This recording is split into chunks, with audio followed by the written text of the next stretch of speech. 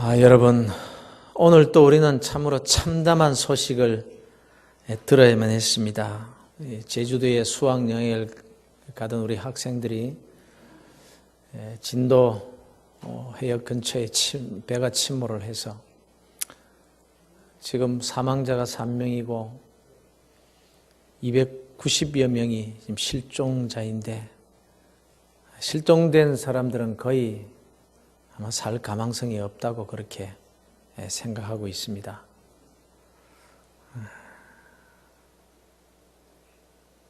여러분,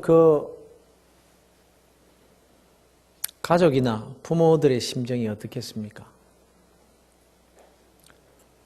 또 그런 사건이 또 일어났나 보다 우리는 보통 그렇게 생각하기 쉽고, 내 손톱 밑에 가시가 더 아픈 법이지,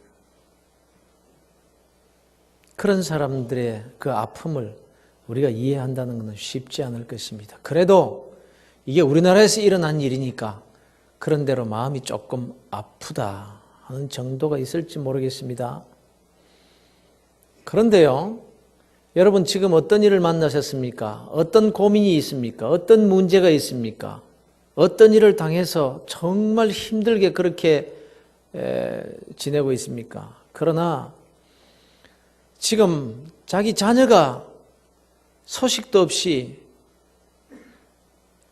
그 차가운 바닷속에, 뱃속에 있는지 바다에 떠 있는지 소식도 모르고 발을 동동 구르는 그런 부모들의 심정에 비하면요, 우리가 아파하는 그건 사치예요, 사치. 안 그런가요? 그래도 우리나라에서 일어난 일이니까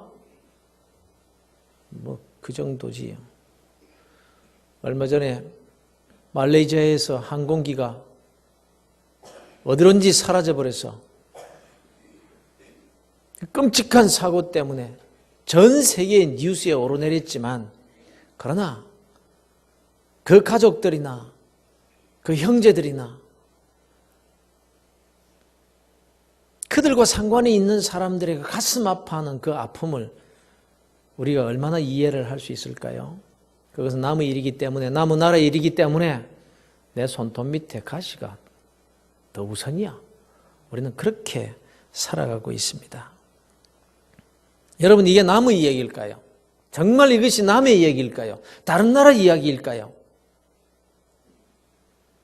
실로암에서 망대가 무너져 치여 죽은 18사람이 이 예루살렘에 있는 다른 사람들보다 더 죄가 있어서 그런 줄 아냐? 아니야! 너희도 회개하지 않으면 이와 같이 망하리라. 무슨 뜻인지 여러분 아시죠? 그 사건이 왜 일어났는지 아느냐? 왜 이런 사건이 내 귀에 들리는지 아느냐? 너 보라고. 내가 보고 정신 차리라고. 그들이 너보다도 더 죄가 있어 그런 줄 아느냐? 그들의 부모가 너희보다 더 죄가 있어서 그런 줄 아느냐? 너희보다 더 정직하지 못하고 너희보다 더 세상에서 바람직하게 살지 못해서 그런 줄 아느냐? 아니야. 너 회개하라고 하는 거야. 내가 회개하지 않으면 이와 같이 너도 망하리라. 그거 보여주기 위해서 이런 일이 있었느니라. 그것이 주님께서 하신 말씀입니다. 여러분, 인생은 안개와 같다고 했습니다. 내일 일을 모른다고 했습니다. 오늘 밤에 내 영혼을 부르면 내가 지금까지 수고해서 모아놓은 거 그거 다 네 것이 되겠느냐?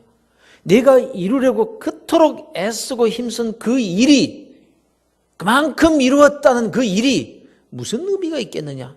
내가 온갖 보약 다 먹어가며 유기농 식품 갈아서 먹고 운동으로 건강관리 잘 했다라는 것이 오늘 밤에 지금 하나님께서 내 영혼을 부르신다면 그것이 무슨 소용이 있겠나? 무슨 의미가 있겠냐? 그러니 여러분, 우리는 그리스도인들은요, 항상 오늘이 나의 마지막일 수 있다는 종말론적 의식을 가지고 살아야 되는 거예요. 우리가 고민하고 있는 거죠. 정말 죽음 앞에 딱 서서 보면 아무것도 아닌 거예요. 아무것도 아닌 거예요. 하나님 앞에 딱 서서 보면요, 오늘 당장 내 호흡을 거두어 가신다면 우리가 고민하고 있는 것, 우리가 걱정하고 있는 것, 염려하고 있는 것, 아파하고 있는 것, 그게 아무것도 아니에요. 아무것도. 그런 것은요, 지금 저 인천의 그 학생들, 학부모가 지금 가슴 아래 하고 있는 것에 그것에만 비해도요, 아무것도 아니에요. 아무것도 아니에요.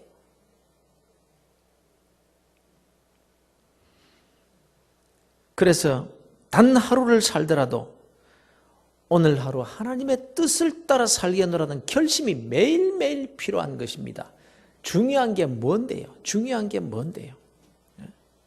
그래서 하나님은 어떻게 하든지 우리를 주님의 몸된 교회로 부르시고 하나님의 뜻을 전달하십니다. 주의 종들을 통해서 말씀하시고 사건을 통해서 깨닫게 하시고 때로는 어린아이를 통해서라도 하나님의 뜻을 알려주시는 것입니다. 오늘도 저와 여러분을 은혜의 보좌 앞으로 부르시고 하나님의 뜻을, 하나님 아버지의 마음을 우리에게 보여주고 계심을 믿으시기를 바랍니다. 요즘 3일 밤 예배 때마다 살펴보고 있는 빌립보서를 계속 강의해 나가겠습니다. 오늘 본문을 통해서 존귀히 여겨야 할 자라는 제목으로 말씀을 드리겠습니다. 바울이 빌립보 교인들에게 디모데와 함께 또 한 사람을 소개합니다. 사실 그는 빌립보 교인들에게 뭐 따로 소개해야 할 만한 새로운 사람이 아닙니다. 이미 빌립보 교인들이 잘 알고 있고 또 존경하고 있는 사람입니다. 이제 새삼스럽게 이 사람을 소개하는 것은 빌립보 교인들이, 아니 우리 그리스도인들이 살면서 어떤 사람을 존귀하게 여겨야 할 것인가, 이것을 가르쳐 주시기 위한 주님의 그 메시지인 거예요. 그런 거로 이 말씀이 우리에게 아주 중요한 겁니다. 왜냐하면 누구를 존귀하게 여기며 살아야 하느냐, 이걸 모르면요, 우리가 존귀하게 여겨야 할 자를 소홀히 하기가 쉽기 때문입니다. 이것이 너무너무 중요한 거예요. 왜냐하면 나의 삶에 직접적인 관련이 있기 때문에, 이것이 사람과의 관계가 아니라 하나님과의 관계가 되기 때문에 문제가 되는 것입니다, 여러분.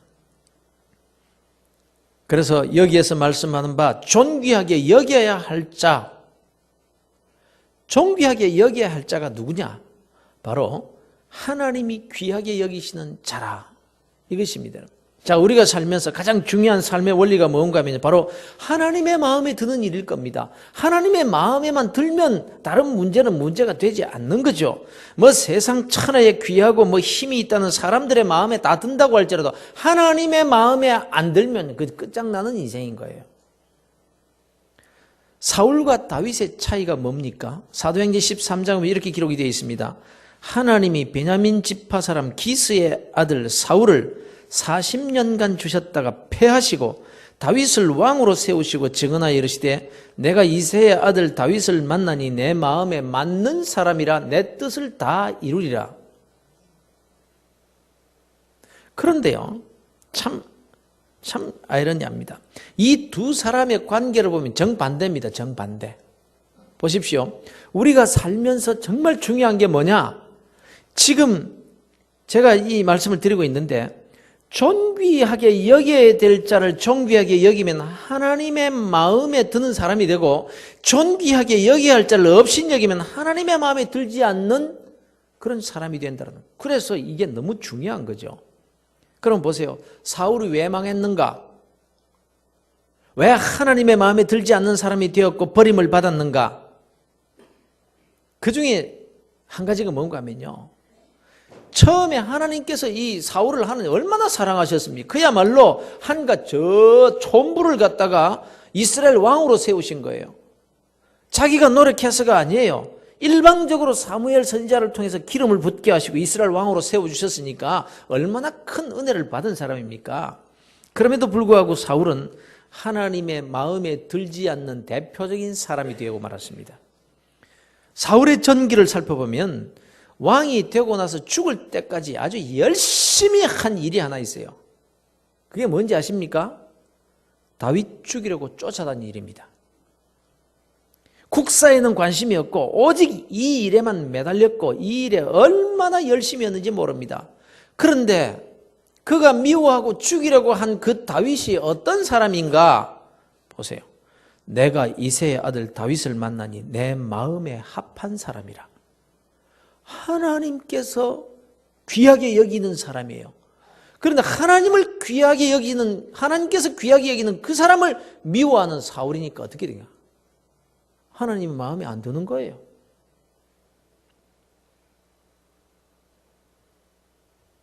하나님의 마음에 합한 사람, 하나님이 귀하게 여기시는 사람 다윗을 미워한다.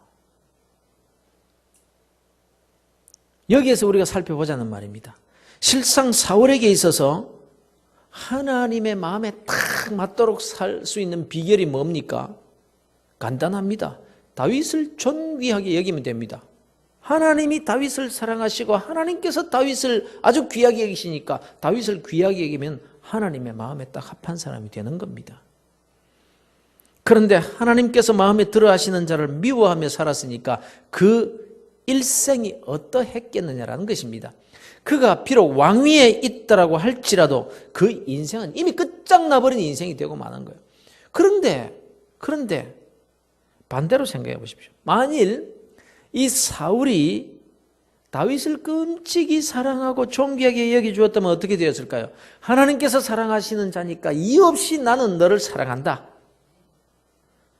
그러면 아마 사울이 정말 복된 삶을 살았을 거예요. 이미 다윗을 왕위로 세우려고 기름 부어 놓았지만 정말 다윗을 사울이 사랑했더라면 여러분 다윗이 왕이 되더라도 정말 아름답고 복되게 영광스럽게 다윗에게 왕위를 넘겨주고 제1대의 왕으로서 이스라엘 왕으로서 정말 존귀하게 그렇게 퇴임했을 거라고요. 그러니 여러분 중요한 게 뭐냐? 하나님께서 귀하게 여기시는 자를 존귀하게 여길 줄 아는 지혜, 이것이 중요한 거예요. 이제 그럼 다윗을 생각해 보십시다. 다윗의 입장에서 사울이 누구냐? 하나님이 귀하게 여기시는 사람이에요. 왜요? 하나님께서 이스라엘의 왕으로 세우셨기 때문에, 하나님이 세우셨기 때문에, 하나님의 선지자가 기름을 부어 왕으로 삼으신 자가 사울입니다. 사울은 하나님께서 귀하게 여기셔서 기름을 부어 왕으로 세워주신 자이다. 하나님이 귀하게 여기시는 자이기 때문에 나는 그를 무조건 존귀하게 여기리라. 이것이 다윗의 삶의 철학이었던 거예요. 그래서 그렇게도 따라다니며 자기를 죽이려 했고 이미 영적으로 왕의 자격이 없어진 자인 줄 뻔히 알면서도 내가 손을 들어 여호와의 기름 부음을 받은 내 주를 치는 것은 여호와의 금하시는 것이니 그는 여호와의 기름 부음을 받은 자가 됨이니라. 이러고는 죽일 기회가 왔음에도 손을 대지 않습니다. 자기가 위험에 빠지고 자기의 목숨이 위태로울지라도 다윗의 관심은 오직 하나님께 하나님이 귀하게 여기시는 자라면 나는 그를 무조건 존귀하게 여길 의무만 있는 것이다. 이 마음뿐이었다라는 거예요. 그래서 성경은 하나님이 사울을 패하시고 다윗을 마음에 들어 하셨다라고 말씀하고 있는 것입니다. 그러니 오늘 본문 말씀 19절에 기록이 되어 있고 또 오늘 말씀의 제목이기도 한 이와 같은 자를 존귀히 여기라.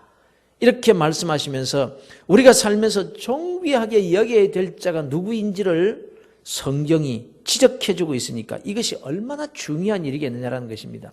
우리가 한평생 살면서 하나님의 마음에 드는 삶을 사는 비결이 이거라는 거예요. 이것이 축복의 비결이요 삶의 지혜라는 것입니다, 여러분. 그러니 뭐 세상을 어렵게 살면 안 됩니다, 여러분. 바둥바둥 애쓰는 것이 중요한 것이 아니고 먼저 하나님의 마음에 들기만 하면 그 인생은 복된 인생이 되는 것입니다. 여러분 믿으시길 바랍니다. 그렇다면 오늘 소개되는 인물이 바로 에바브로디도인데 바로 이런 자를 존귀히 여기라고 말합니다. 그러면 이 에바브로디도가 누구이며 무엇 때문에 존귀하게 여겨야 될 자라고 말씀하고 있을까요? 에바브로디도는 빌립보 교회가 감옥에 갇혀 있는 바울을 보살펴 주도록 파송한 사람입니다. 빌립보 교회는 복음을 전하던 바울이 감옥에 갇혔다는 소식을 듣자 기도합니다. 바울이 세운 교회가 많습니다. 바울이 전하는 복음을 듣고 구원받은 사람들도 각처에 많이 있었습니다. 그러니 바울이 감옥에 갇혔다는 소식을 들었을 때 바울을 사랑하는 모든 사람들은 각지에 있는 각 도시에 있는 모든 사람들은 다 그리고 그 교회들이 다 바울을 위해서 기도했을 것입니다. 마음 아파하면서 말이에요. 그런데 바울을 위해서 기도만 한 것이 아니라 직접 헌금하고 사람까지 파송한 교회는 빌립보 교회뿐이었습니다. 여러분은 어떻게 생각하세요? 왜 나머지 바울을 사랑하는 많은 교회들이 있었고 많은 사람들이 있었는데 왜 그 사람들은 기도만 하고 있었을까요? 형편이 안 돼서. 거리가 너무 멀어서요? 사정이 다 있었겠죠. 그러나 신앙이란 행동입니다. 그래서 행함이 없는 믿음은 죽은 믿음이라고 하는 것입니다. 바울이 예루살렘 교회가 이토록 어려움을 당하고 있습니다. 우리가 함께 저들을 도와야 됩니다. 라고 호소했을 때 두 가지 종류의 교회가 있었습니다.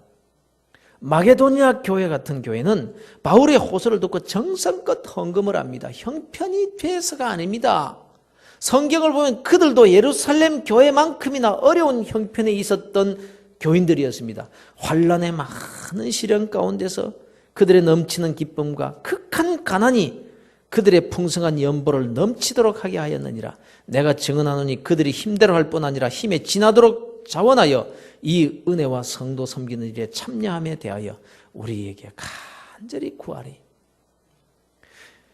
이런 마게도니아와 같은 교회가 있었는가 하면은 고린도 교회는 어떠했다고 했습니까? 예루살렘 교회를 좀 도웁시다. 이렇게 했을 때 예, 도와야지요. 우리가 돕겠습니다. 이렇게 약속을 합니다. 그러나 1년이 넘도록 그들은 기도만 하고 있었지 헌금은 하지 않았습니다. 그래서 바울이 다시 호소하는 장면이 고린도후서 9장에 나타나고 있습니다. 차이가 뭐라고 생각하세요? 형편이 안 돼서요? 오늘날 자칫 잘못하면 교회도 이와 같은 누를 범할 수가 있고 우리 그리스도인들 각자도 이런 신앙생활을 할 수가 있는 거예요. 기도는 하면서도 그렇다고 맞다고 고개는 끄덕끄덕 하면서도 입으로는 아멘을 외치면서도 막상 교회에서 이런 일을 우리가 합시다라고 했을 때 이런 사정 저런 사정을 들어서 미룬다든지 아니면 못하고 마는 일이 얼마나 많이 일어나고 있느냐라는 거예요. 이렇게 합시다. 저렇게 합시다. 이렇게 하고 저렇게 해야 됩니다. 시대를 앞서가는 교회가 돼야 됩니다. 뭐 아이디어까지 잔뜩 내어놓고는 예 그렇게 합시다. 우리가 함께 믿음으로 해보십시다. 이러면서 딱 시작하려고 하면 뒤로 빠져버리는 사람.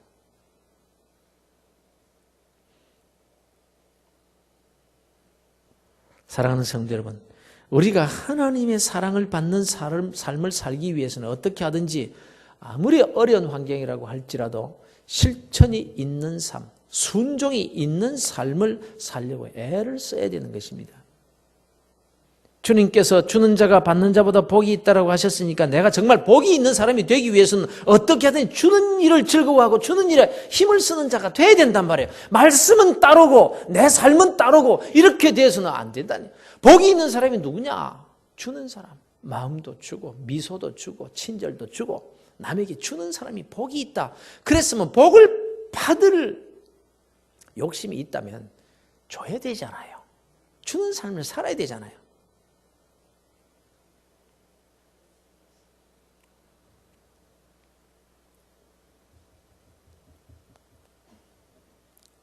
형편이 돼서가 아니죠. 그 어려운 가운데서 애를 쓰시면 그게 진짜 헌신이 되는 거죠. 진짜 하나님 앞에 드리는 게 되는 거죠. 하나님이 얼마나 우리를 잘 알고 계신데 우리의 마음속 깊은 것까지 다 헤아리고 보고 계시는 분이신데 얼마나 그런 자를 귀하게 보시겠습니까? 어려운 가운데서 최선을 다하는 그 모습을 보고 말입니다. 저는 평생의 교훈으로 남아있는 일이 있어요. 늘 제가 말씀드립니다만 저도 이런 말씀을 예전에 드린 적이 있어요. 저는 제가 여기까지 오도록까지 많은 사람들의 도움으로 여기까지 왔습니다. 저를 해주신 분들이 참으로 많습니다. 평생을 두고 말할 것 없이 제가 목회의 길을 정하고 신학 공부를 시작할 때부터 시작해서 많은 사랑을 받았습니다.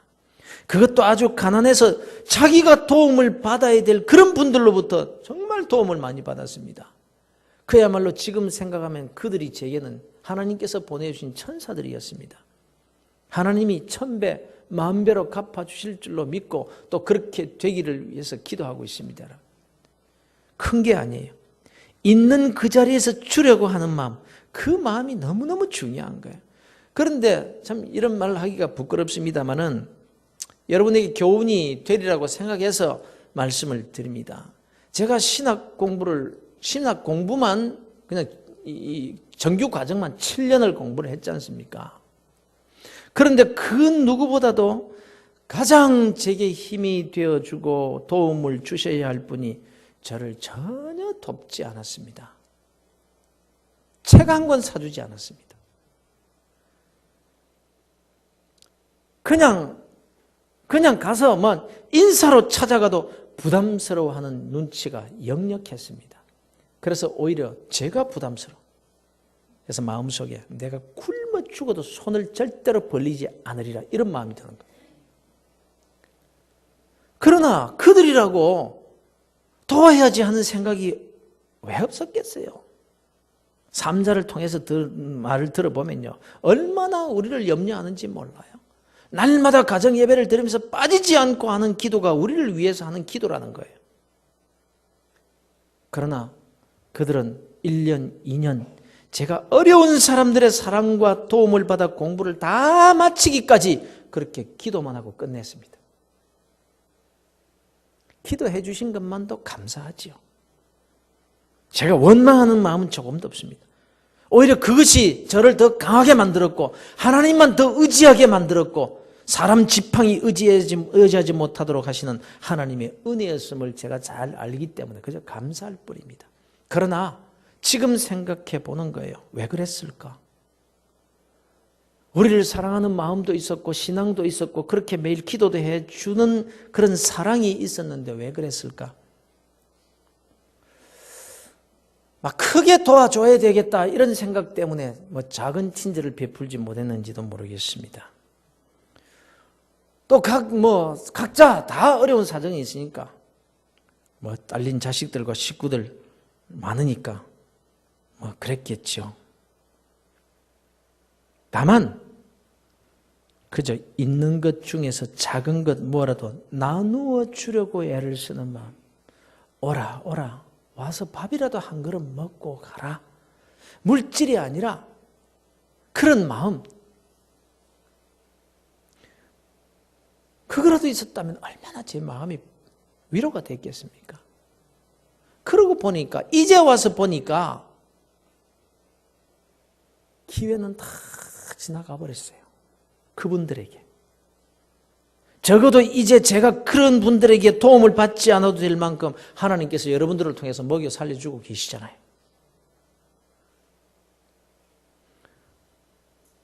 그러나 작은 베풀음을 통해서 하나님의 마음에 드는 은혜를 그들이 놓쳐버린 것이 너무너무 안타까운 거예요. 그저 그 형편에서 주님의 뜻대로 주는 자가 복이 있다는 이 말씀을 실천해서 하나님으로부터 받아 누릴 그 놀라운 약속된 축복, 적어도 저를 통해서 그런 축복을 받을 기회는 다 지나가 버린 거예요. 빌립보 교회와 그 교회 교인들은 기도만 하고 있었던 것이 아니라 마음에 두고만 있었던 것이 아니라 헌금을 모아서 바울에게 보냅니다. 그것도 돈만 불쑥 보내지 않았습니다. 감옥에 갇혀있는 바울이 무슨 돈이 사실 필요하겠습니까? 그걸 쓸 수는 있었겠습니까? 보관이나 할 수 있었겠습니까? 그래서 에바브로디도라는 사람을 보냅니다. 그가 어떤 신분의 사람이었는지는 잘 모르겠습니다만은 빌립보 교회가 헌금을 다 모아놓고 누가 가서 바울을 좀 도와주겠느냐, 누가 그 감옥 근처에서 지내면서 때를 맞춰서 밥을 내서 들여보내기도 주고 빨래도 해주고 필요한 거 공급해 주는 일을 해주겠느냐, 그 감옥을 들락날락 하려면 관리들로부터 학대도 받을 수 있을 것이고 위험에 처할 수도 있을 것이고 그 타양이니까 거기서 풍토병에도 걸릴 수 있었을 것인데 자기의 삶의 터전을 떠나서 그렇게 헌신할 사람이 누가 있겠느냐. 여기에 에바브로디도가 자원을 하게 된 것이요. 빌립보 교회는 그 사람이라면 적임자라고 해서 교회 이름으로 파송을 했던 거예요. 정말 이 빌립보 교회가 아름다운 교회 아닙니까? 물질만 보내는 것이 아니라 상대방의 입장에 서서 배려하는 마음. 저는 생각해 봅니다. 우리 교회도 선교사 한 사람을 파송해 놓더라도 이렇게 배려하는 마음, 그 입장에 서서 생각하는 이런 아름다운 마음이 있는 교회가 되었으면 참 좋겠습니다. 세심한 것까지 배려하는 마음이 있는 교회 말이에요. 하나님이 얼마나 기뻐하시겠습니까? 이제 이 에바브로디도를 생각해 보십시다. 이런 사람을 존귀하게 여기라고 하신 그 주인공 에바브로디도 말입니다. 바울은 그를 이렇게 소개하고 있습니다. 그는 나의 형제요, 함께 수고하고 함께 군사된 자요, 너희 사자로 나의 쓸 것을 돕는 자라. 형제요, 군사된 자요, 빌립보 교회의 사자다, 이렇게 말합니다. 에바브로디도가 바울에게 어떤 존재였느냐? 형제와 같다, 식구와 같다. 집안 식구같이 바울에게 부담을 주지 않으려고 애를 쓴 사람, 늘 바울의 입장에서 생각하고 행여나 바울이 자기 때문에 부담스러워할까 봐 세심하게 돌보아준 그런 사람이었다라는 거죠. 자기보다 상대방을 더 생각하는 사람, 자기 자신보다 바울 자신을 더 생각해주는 에바브로디도라고 지금 말하고 있는 것입니다.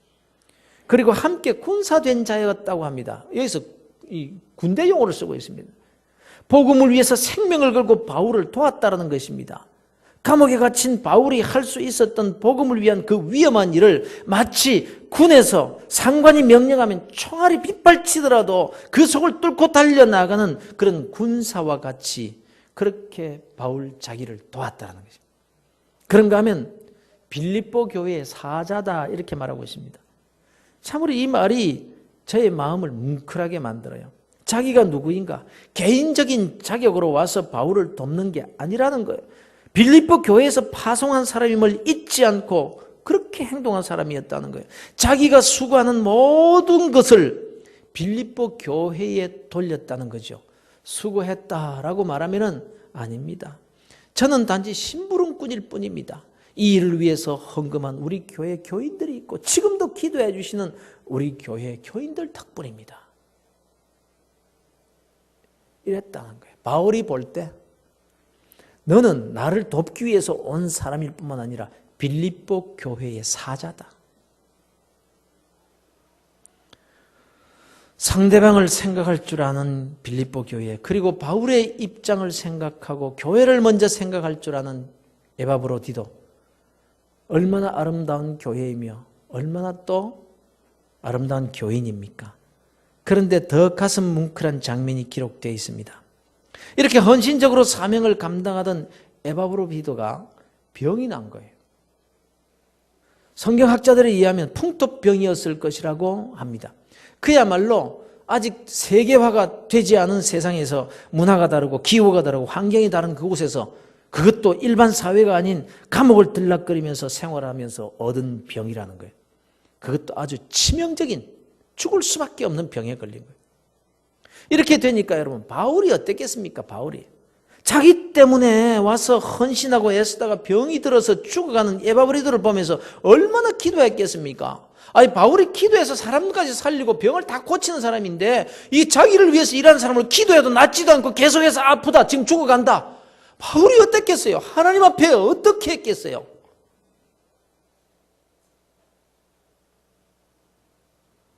그리고 이 소식을 들은 빌립보 교회 교인들은 또 어땠겠습니까? 교회를 대표해서 내가 가야 될 그 일을 대신해서 간 에바브로디도.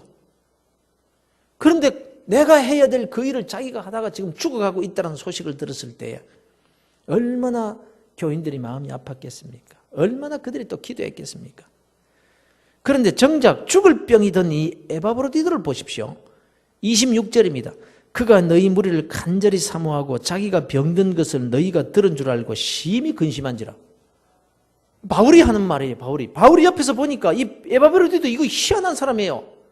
자기가 죽을 병이 들었는데 지금 근심 걱정하고 있는데 뭘 걱정하고 있는가 하면은 자기가 병든 것에 대해서 한탄하는 것이 아니라 왜 내가 이런 병이 들었느냐, 원망하는 것이 아니라 죽어가면서 오히려 교회를 생각하고 그 교인들이 내가 병들었다는 소식을 듣고 염려하는 그것이 걱정이 돼가지고, 나는 여기서 이렇게 죽으면 되는 건데 왜 이 소식이 우리 교회 교인들한테까지 전해져가지고 그들이 그렇게 가슴 아파하고 염려할까?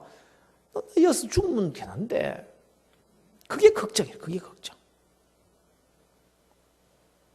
왜 이 소식이 교회까지 알려져가지고 얼마나 교인들이 마음 아파할까? 날 위해서 얼마나 부르짖으며 기도를 하고 있을까? 이 생각하고 있는 거예요. 심히 근심하니라 이렇게 말해요. 바울의 입장을 한번 생각해 보십시오. 자기를 위해 그렇게 수고하던 사람이 그 일에 지쳐서 죽어간다는 생각을 하니까 얼마나 기가 막혔습니까? 자기 때문에 죽어가고 있는 거예요. 그러니까 빌립보 교회에는 얼마나 바울이 또 미안하겠습니까? 그래서 가슴이 미어져 오지 않았겠어요?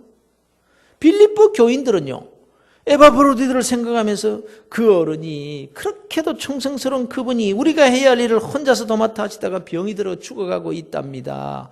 염려하고 기도합니다. 또 바울을 사랑하는 빌립보 교인들이 바울 걱정인들 안 했겠습니까? 바울 사도가 얼마나 기가 막혀 하실까? 얼마나 실망을 하고 계실까? 감옥에 갇힌 것만으로도 힘드실 텐데 자기를 위해서 애쓰던 사람이 병들어 죽어가고 있는 것을 보고 얼마나 괴로워하실까? 에바브로디도는 나 때문에 우리 빌립보 교인들뿐만 아니라 저 바울 사도가 얼마나 속이 상하실까? 자기 죽는 것은 상관하지 않고 그저 다른 사람 생각 때문에 마음 아파하고 있는 에바브로디도. 여러분, 이 관계를 좀 보십시오. 하나님이 원하시는 교인들의 관계가 이와 같은 관계여야 된다는 겁니다. 이것이 바로 예수 그리스도의 마음이 아니냐는 것입니다. 나보다 남을 더 낮게 여기고 말만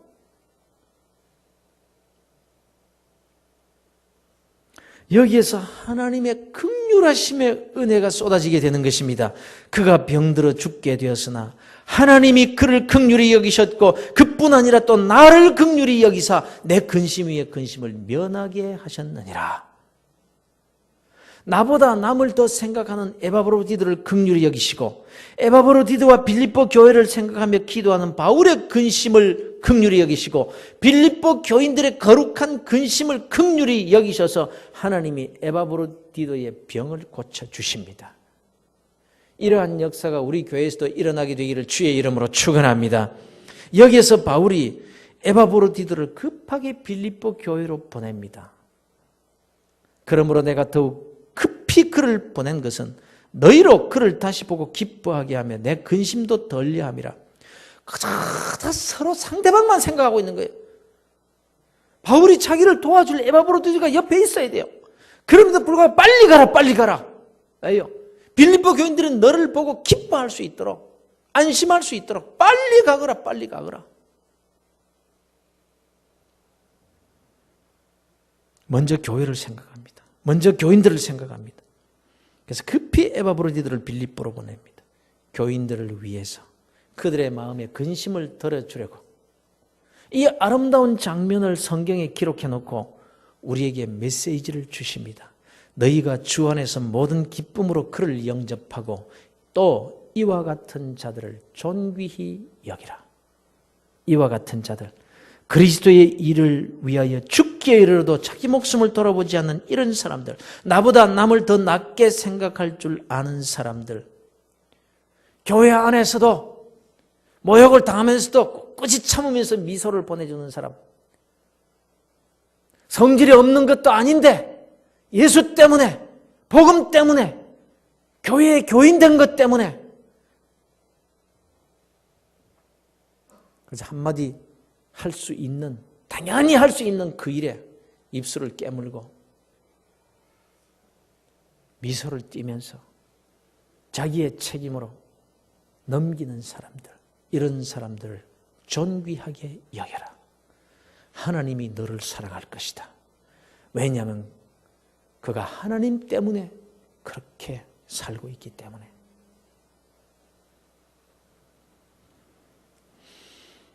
복음을 위해 이처럼 생명을 돌보지 않는 사람들을 존귀히 여기라. 교회 안에서 어떤 사람을 존귀히 여겨야 되는가? 어떤 사람을 유력자라고 생각하십니까?